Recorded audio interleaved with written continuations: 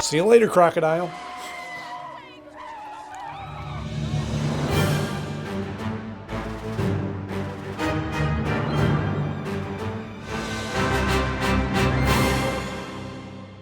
Hello friends, welcome back to the show. So glad to see you once again. And if you are new here, welcome just the same, because I'm so glad to see you too, because this is the show that you've been looking for. We look at each and every episode of cartoons and episodes that we grew up on as kids in the 90s and analyze them from the perspective of being an adult now, having grown up on the episodes.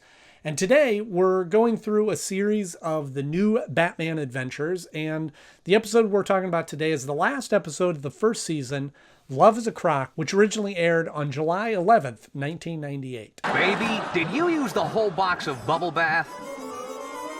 I didn't mean to. This episode is kind of unique. It's kind of interesting. It's a different kind of episode, and it certainly has a very unique pairing. And I would have loved to sit in some of the writers' rooms as they were talking about the episodes to do, and I would love to hear how somebody originally pitched the idea of doing an episode pairing Baby Doll and Killer Croc together. It seems like a very odd choice to put these two together, but I think it strangely seems to work, and they seem to balance each other out. And the episode then takes a really kind of bizarre turn. But we'll talk all about that right after our 60-second rundown of the episode.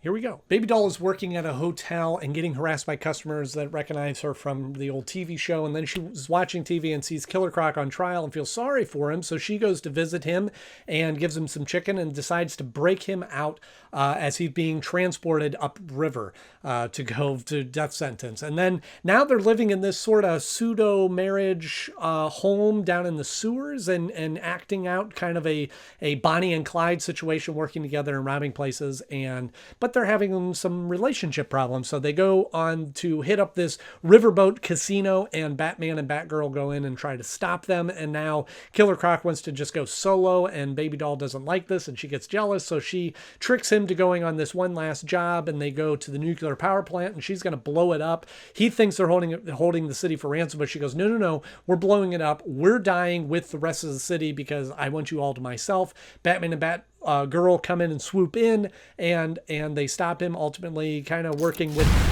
Croc. I should have just stopped where I was, because that was kind of the end. They sort of get to the Batman and Batgirl stop Baby Doll, and sort of with the help of Croc, and they all go home happy. Except for Baby Doll and Croc. They're sending me up the river tomorrow night. My number's up. Don't lose hope.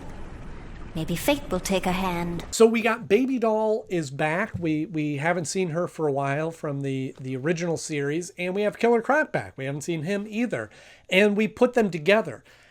This is another theme of the New Adventures of Batman, is that they do more of bringing other characters into the episodes. And it isn't just, okay, this episode is with this villain, or this episode is with that villain, but they're pairing people up, and they're having more than one villain in episodes. But like I said, I would have loved to see what the thought process was of pairing Baby Doll and Killer Croc together. And I'm sure there's some interviews out there where they're talking about this, because it is just so unique. And when you think about it and you go, oh, that's a strange pairing, but then you go, well, if the thought was, what is the most unusual pairing, the two polar opposite characters, to put them together, I think you come up with Baby Doll and Killer Croc. Hugs! Now Baby Doll and Precious be together forever! And so we see Baby Doll working in a hotel, and I don't think this is a reform episode, but they do kind of show that she's trying to move on with her life. But people are recognizing her, that are coming into the hotel, that are recognized from the show and knew that she tried to kill Batman and all that sort of thing. Yeah, you were Baby Doll. You got that disease. It's a condition, not a disease.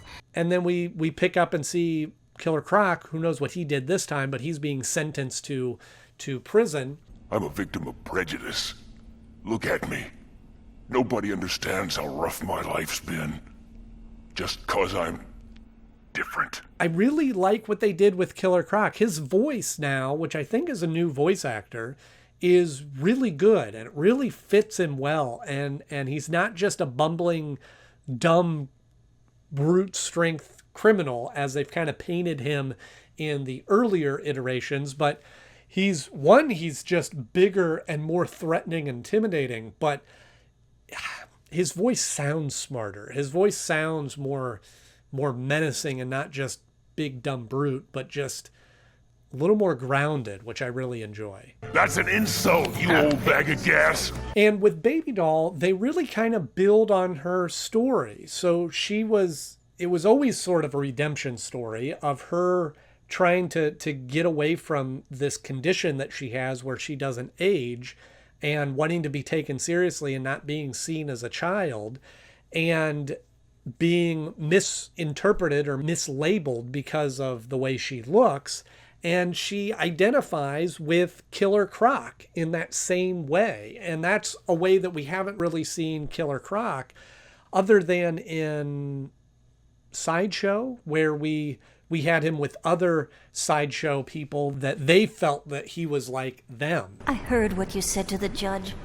I want you to know that I understand about being different. In those sense, it does make sense that these two would find each other and that she of all people, would be able to see past Killer Croc's looks, or his name for that matter, to see the sweet, innocent person inside. But where it goes wrong is Killer Croc doesn't have that, as we saw in Sideshow, is that he's lost that human element to himself and seems to just enjoy being a criminal. We got the whole city panicked. I love it. And Baby Doll looking for a way of having a normal life with someone, and it's a really bizarre, eerie kind of home that they've set up in the sewers. And even Batman and Batgirl kind of make reference to this being more than just a partnership, but sort of a pseudo relationship, marriage sort of situation. What do you suppose they do on a date?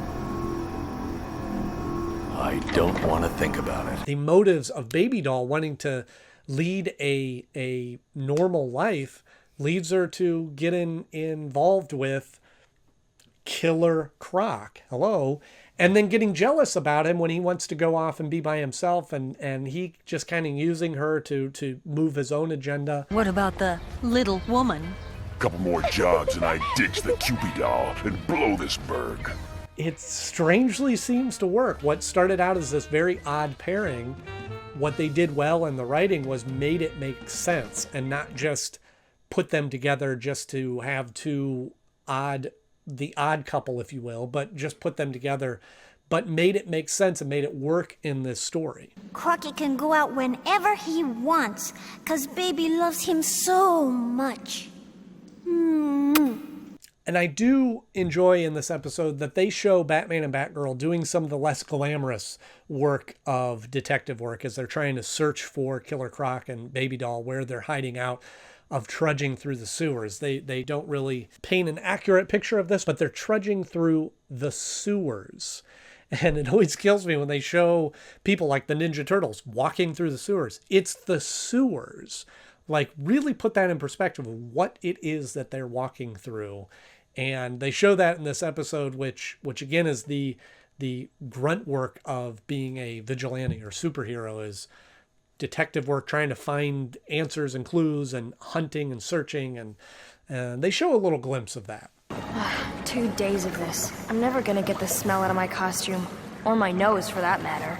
And ultimately, Baby Doll is truly in love with Killer Croc. I mean, in love with him in a sadistic way, that so much so that she's wanting them both to die, the poetic justice of dying together so that nobody else can be with him. But ultimately, it's not that she just sees the similarities in the two of them, but I think that she truly has fallen in love with him and sees a side of Killer Croc that nobody else sees. Maybe because it is part of her and she understands his plight in life. But at the same time, I think there's real affection and real love for this monster that everybody else sees him. She just goes about it the wrong way.